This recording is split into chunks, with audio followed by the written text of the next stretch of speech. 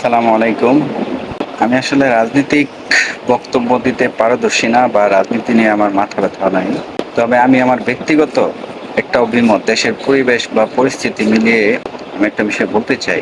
এটা হলো আমরা এক দেশের মানুষ এবং এই দেশে আমাদের জন্ম হয়েছে, হয়তোবা মৃত্যু হবে আমাদের এই দেশে এবং মৃত্যুর পরে আমাদের পাড়া প্রতিবেশী যারা আছেন তারাই হয়তোবা আমাদেরকে কবরে নিয়ে যাবেন। এবং সারা দেশের মানুষ যদি আমাকে চিনে, যতজন মানুষ আমাকে চিনবে, আমি যদি ভালো বিহেভ করি, মানুষের সাথে সম্পর্ক ভালো থাকে বা মানুষের সাথে সুন্দর সম্পর্ক রাখার চেষ্টা করি, তাহলে মানুষ দুঃখ পাবে, ব্যথা পাবে এবং আমার জন্য বলবে, আফসোস করবে, লোকটা ভালো ছিল। কিন্তু দেশের রাজনৈতিক পরিস্থিতি বা পরিবেশ এমন একটা অবস্থায় গিয়ে দাঁড়িয়েছে যে অত্যন্ত দুঃখজনক ঘটনা বা পরিবেশ পরিস্থিতি হচ্ছে। যেমন ধরেন, যারা আওয়ামী লীগ করে তারা বিএনপি, জামাত বা অন্যান্য দলের কর্মী বা সমর্থক যারা আছে তাদেরকে সহ্য করতে, আবার যারা অন্য দলের সমর্থক তারা আওয়ামী লীগ সহ অন্যান্য দলদেরকে সহ্য করতে পারে না, মানে এক দল আরেক দলকে সহ্য করতে পারে না।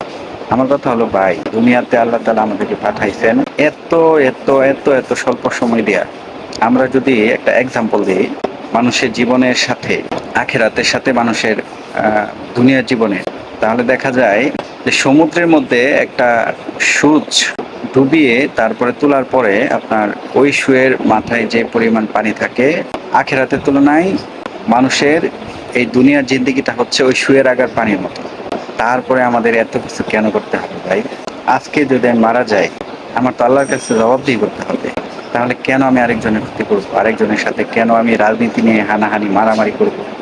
আমরা কি ভাই পারি না এই দেশটাকে সুন্দরভাবে নিজেরা একসাথে মিলেমিশে সবাই একবারে বিশ্বের মধ্যে একটা রোল মডেল হিসেবে তৈরি করি? আসুন, আমরা সকল হিংসা, প্রতিহিংসা এবং সকল প্রকার অন্যায়, জুলুম, নির্যাতন বাদ দিয়ে আমরা নিজেদের মধ্যে সবাই মিলেমিশে এই দেশটাকে সুন্দরভাবে করে দিই।